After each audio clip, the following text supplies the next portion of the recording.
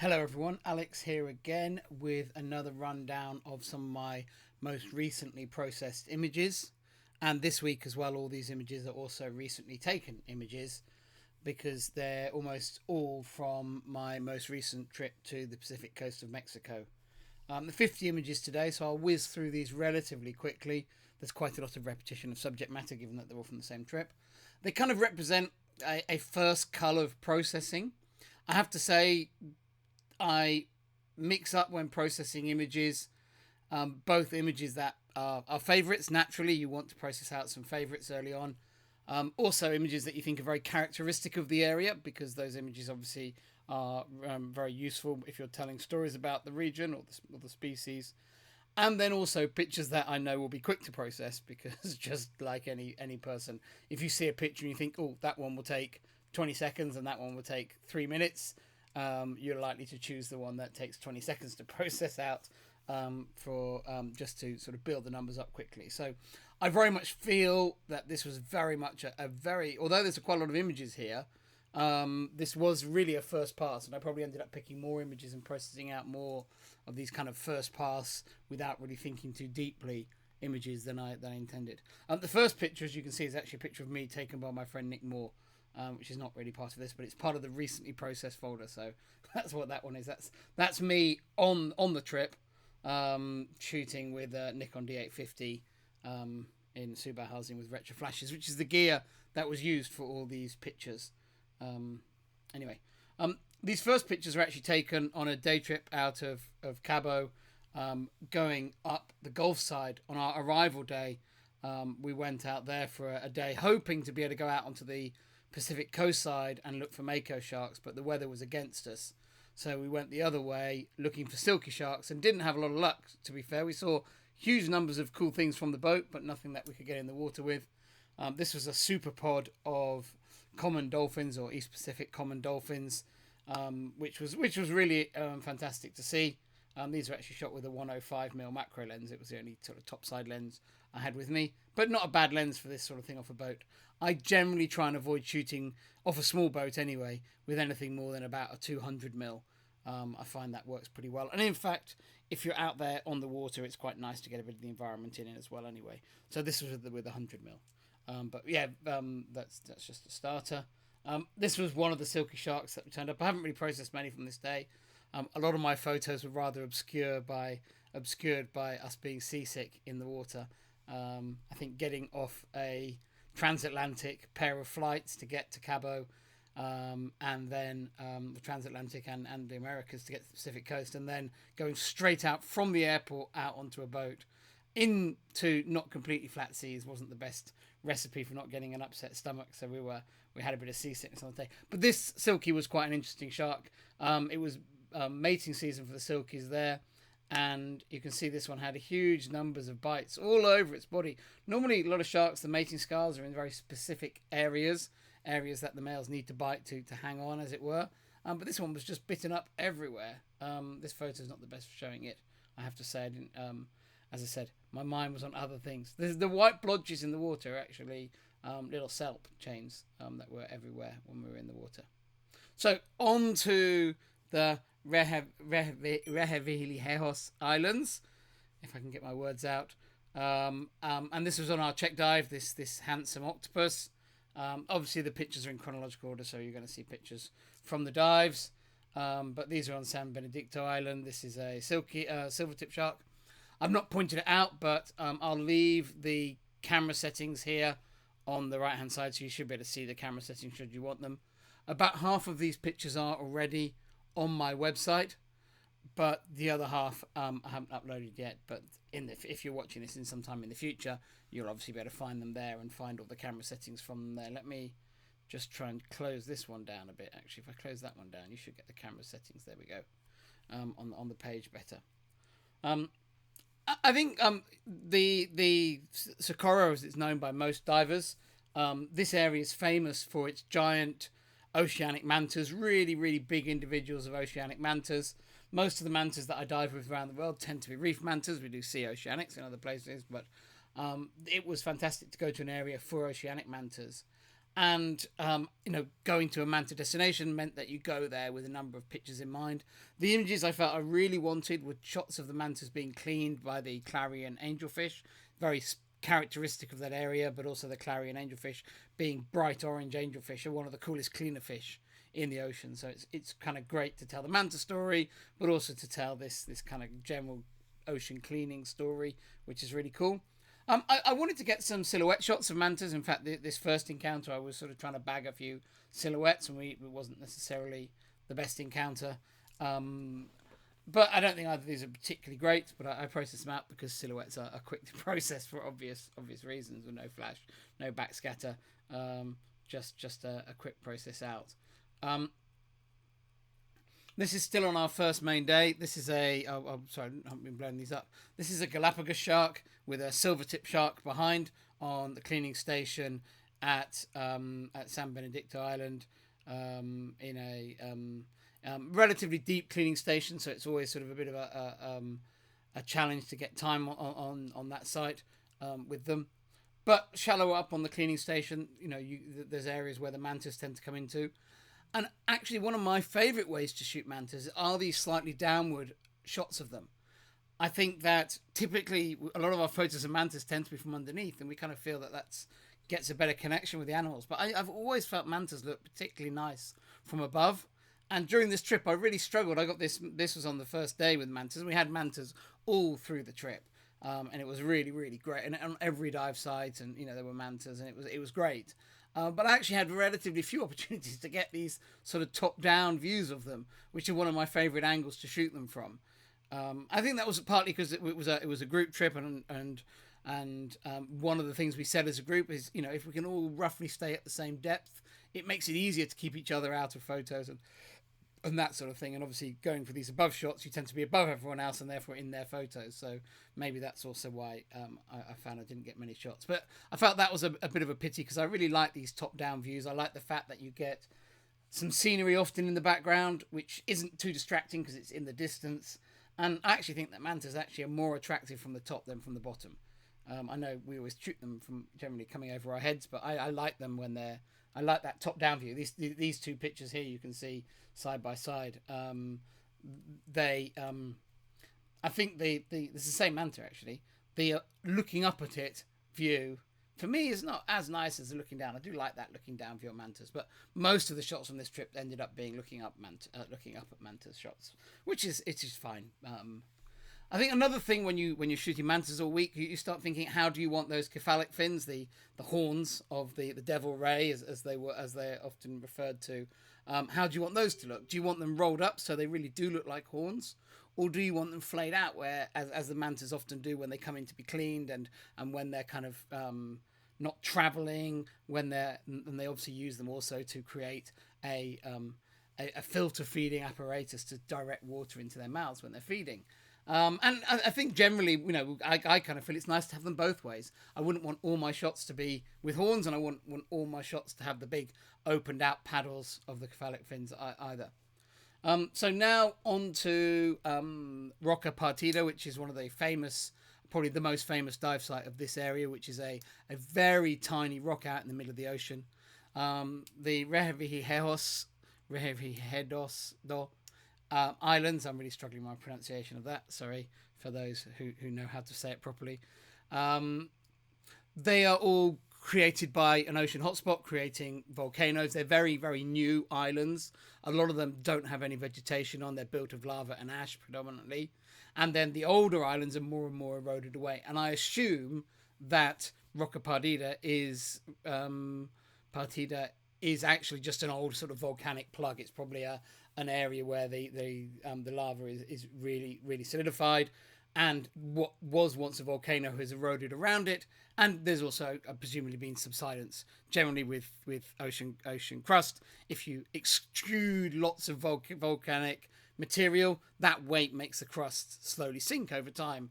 And this not being a coral area, you don't get an atoll building up on top of it. You just slowly, the volcanoes sink back under the water again. And at Roca Partida, there really is just a very small, it's about the size, I guess, of a cathedral sticking out of the water. And as you can see in this picture here, under the water, that volcanic plug or whatever it is, sort of, continues dropping down very quickly down to the plateau below. And presumably this was kind of once the centre of a volcano surrounded by ash and that sort of thing, which has eroded away, leaving just this narrow plug. But I don't know. I'm not a geologist and I don't know really insight. That's kind of how I interpret it. This site has loads of really nice life on it. It has great sharks. It has great schools of fish. And it has other things living there, lobsters, and we had mantas there too. When the current runs there, you tend to get more of the fish action in the water. Schools of hammerhead sometimes coming in close. You get, the schools of fish all lined up and looking amazing. When the current doesn't run so much and the conditions are a little bit calmer, you can get in and amongst the rocks and you can get more shots of the sleeping white-tip reef sharks. You can get more shots of the lobsters and that sort of thing. And that's what we were getting more on this trip. So we had nice calm conditions, which meant I could get in close and shoot the various lobsters. These are the they're not the same ones actually, but these were taken on the same dive, just working a field of lobsters. The lobsters there are incredibly pretty, but they tend to live in rocks in which their very elaborate coloration almost is disruptive camouflage, and actually makes them not the best photographic subjects when they're on these rocks, because their outline tends to blend in a great deal.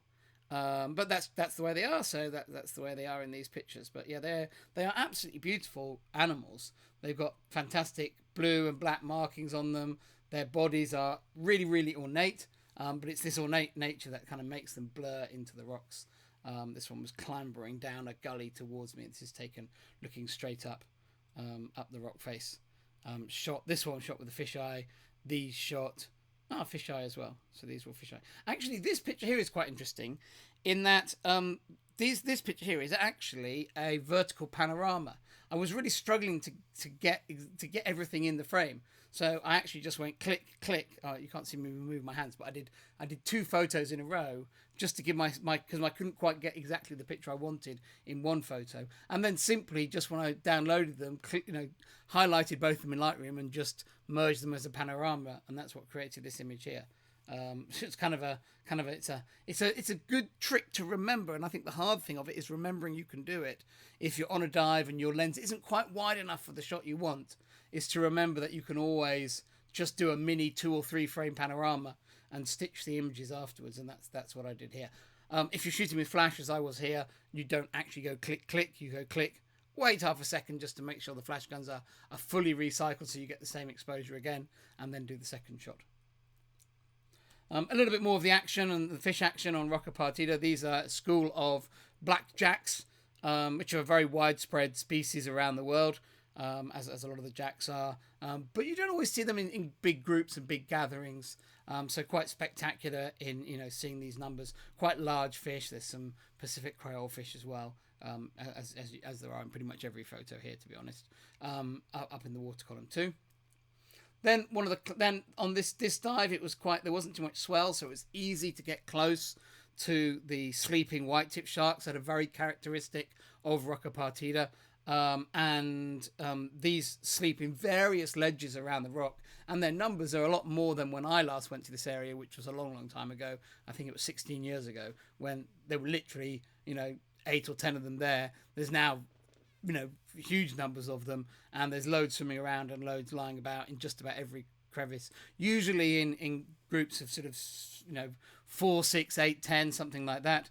But I know in certain conditions you might get them all aggregated in one spot, but we tended to have groups of about this size, which was really nice for photos. And because we were a relatively small group of divers, we were kind of able to sort of just pick a bunch each and work them photographically. Zoom lenses were really great for this, and I actually think that my favourite shots of these are actually the more you zoom the lens in, the better the shots get. However, that was also what I did when I went there last time. So my shots from last time were very tight shots. So just not wanting to repeat what I've done before, I didn't do so many zoomed in shots and so many head-on shots, which is what I went for last time. And this time tried to get a bit more, try and still get that face contact with the sharks, but also get the full bodies in. And I do like these cuddling shark shots. These are silvertip sharks. Silvertips are one of the dominant reef sharks in that area, which is really great to see because they're not a species that I've had the chance to photograph in many places. This is on the cleaning station on the end, that they gather around on the end of the rock. And these are here. I decided here actually that I wanted to sort of use them as a kind of a hero fish in a scenic shot, which is what the aim of this shot was, to shoot the scene and include them in there.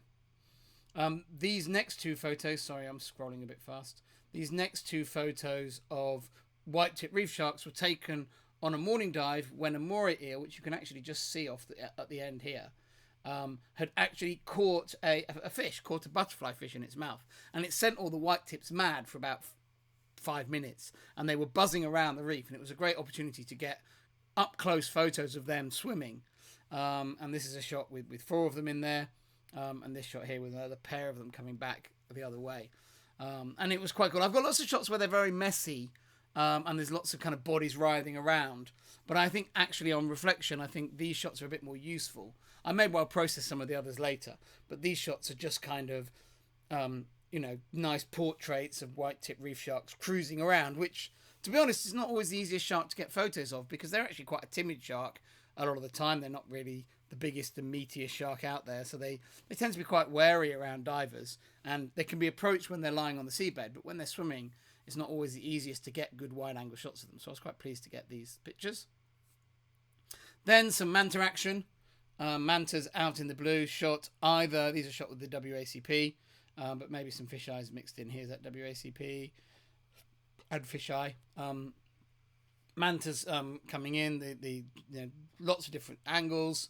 Over the course you sort of get every angle. There's cephalic fins as horns, cephalic fins fanned out.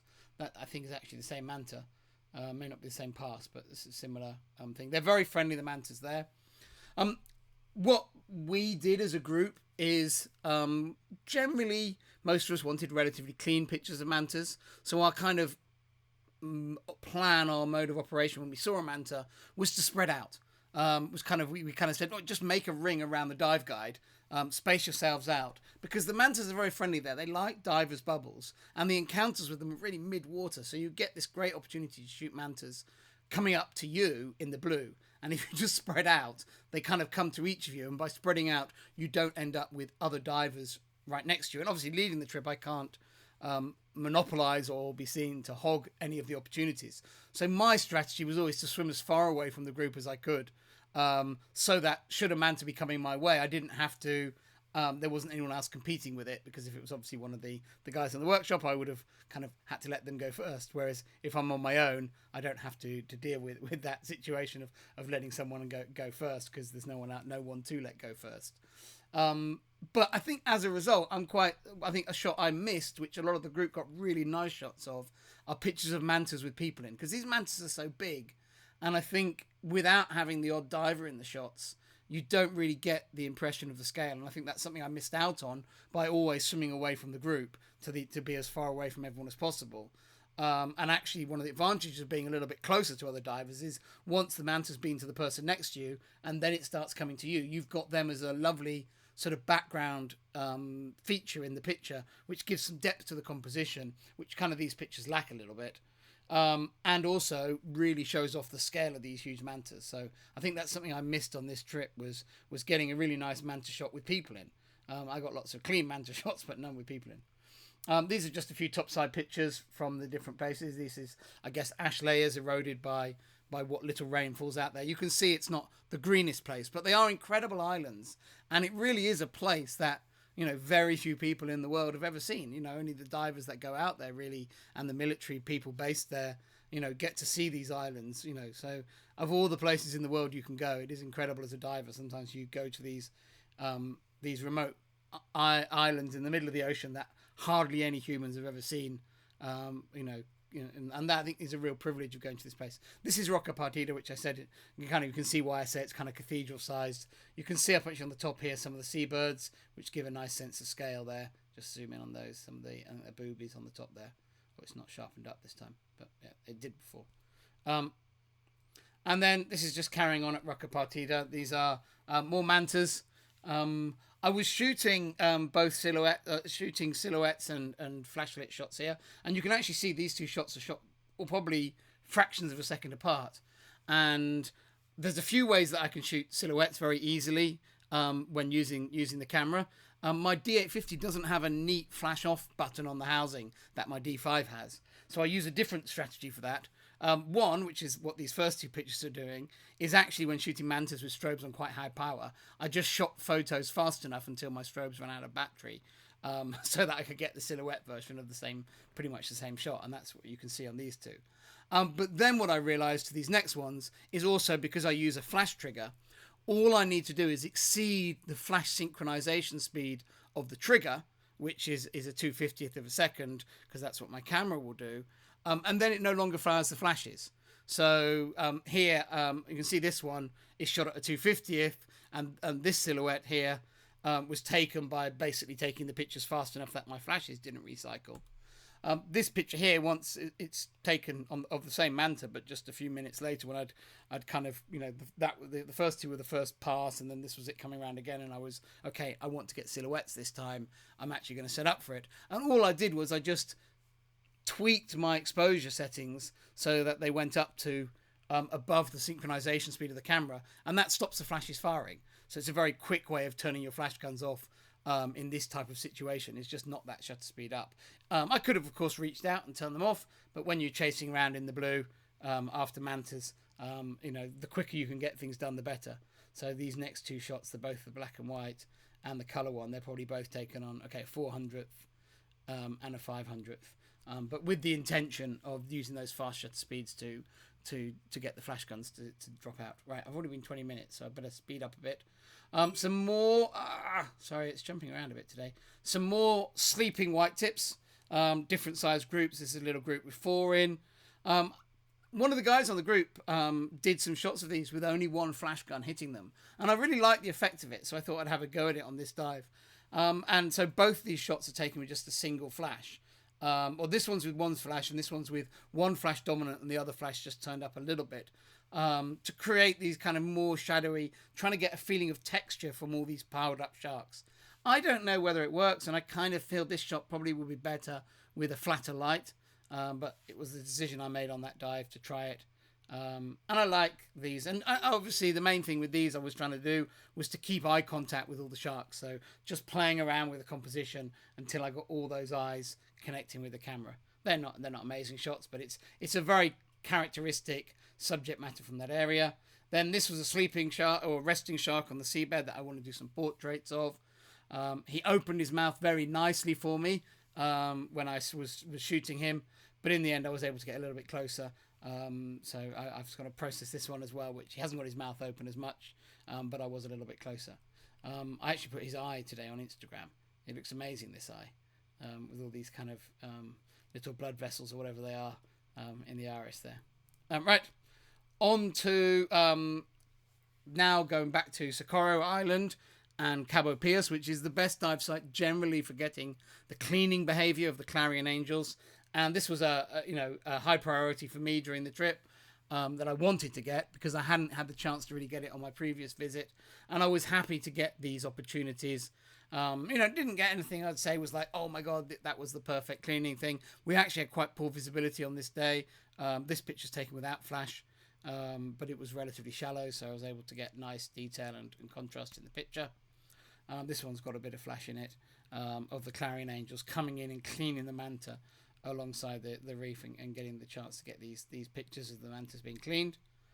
This was being just about, there's still one clarion cleaning it. This is a black individual, melanistic oceanic manta. It's got one clarion, but you can actually see the other clarions here have given up on this one and are moving away. This is that same black manta being cleaned again by another group of clarions coming in and cleaning on its belly.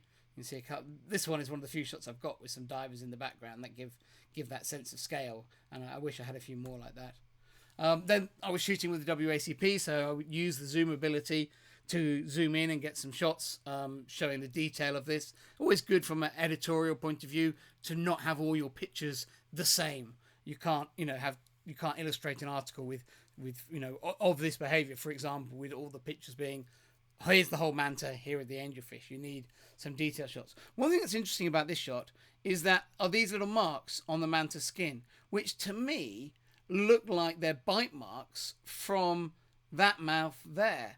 and it looks like these are bite marks from angelfish. I don't know if they are or not, but it does look, and you see the angelfish pecking away at the mantas. It does look like these are all bite marks. You can see them all over this manta, bite marks from the clarion angelfish. So the angelfish, you know, the mantas clearly enjoy and initiate this opportunity for the angelfish. But I'm not sure the angelfish are only cleaning parasites from them. They seem to be scraping off and eating quite a lot of manta skin and mucus as well, looking at those marks. I like this photo a lot. I think it's got a slight quirkiness to it, slightly different. This is the black manta leaving the cleaning station and the angelfish chasing after it. And then there's a more leucistic manta hanging out behind, waiting for its turn at the cleaning station. I think it's quite a nice variation rather than just the whole manta being cleaned. This not a very interesting photo, but it's a sort of picture that's important to take when you're in a destination. This is a plaque that's underwater on the dive site at Cabo Pierce on Socorro Island, and just nice to have a photo of it. I'm sure it will get used at some point in the future. Probably relatively small on a page, but nice to have. These are just some lava formation, or not lava, these are rocks, these is rocks from the volcano. There's lava mixed in probably with ash here, but all volcanic rocks. Really interesting colours in these rocks, just, blues and reds and greys, really interesting. And then this very unusual rock formations, which anyone who's been to that dive site will have seen, no doubt, because they're very obvious on the rocks, but they just look like almost like sculptures and art. I have not really a great deal of idea what they are. I wonder if they're a pillow lava or something like that. But yeah, very, very unsure what's caused this. It may well be an ash layer that maybe hot volcanic rocks have rained down into. Who knows? But it creates a very interesting... I'm talking about geology today, and I'm really not a geologist. I normally talk about marine life in these talks because I know my marine life rather better. But the geology fascinates me of that area, even though I know very little about it. Right, last few pictures. Silvertip shark cleaning station again, with a relatively young clarion angel in front of it. This was a really nice school of burrito grunts that were just hanging in a really, really great formation in this ball. And then while I was shooting them, you might not believe this, but they weren't in the best formation. But look what's swam into the background of the photo. Some scalloped hammerhead sharks. I've come into the conclusion that scalloped hammerheads are kind of the odd one out in the hammerhead group, because we saw when we went out on the day trip at the beginning of the trip, we saw some smooth hammerheads, and they are athletic like great hammerheads, and I think scalloped hammerheads are kind of the slow coaches and the waggly swimmers of the group, and the others seem to be much more athletic. I don't know. I've not got enough experience with other hammerhead species, but I'm beginning to think scalloped hammerheads, although they're the ones we're most familiar with, are actually a little bit of the weird ones. And this is just one of the guinea fowl pufferfish that are very common there. And on the last dive, I put a macro lens on and did some fish portraits. I've only processed one of them. There's an interloper in this Socorro rundown, and that's a very rubbish picture of a basking shark. But it's a basking shark that shows these white markings on them, which you do see in different individuals. And no one really knows what's causing this. I mean, that big stripe down the middle looks like it's caused by a rope or something like that. But the shark scientists don't necessarily think these are caused by impacts or abrasions with man-made objects. They just seem to be maybe something that some of the sharks develop. And I just, because it's quite an interesting area of research, and I had this photo, even though it's a bad photo, I thought it was worth processing up, as it might be quite an interesting illustration of an ongoing research theme. So there's a little sort of sneak preview of some of my early processed images from the Socorro trip. There's about 35, 40 underwater ones, and then obviously there's quite a few topside ones because they're nice and quick to process. Hopefully that was enjoyable. Sorry it's a slightly longer one this time, but thank you for watching these, and I'll be back again soon, but not for a few weeks because I'm off to the Red Sea, and I'll be back with a load of images from that trip.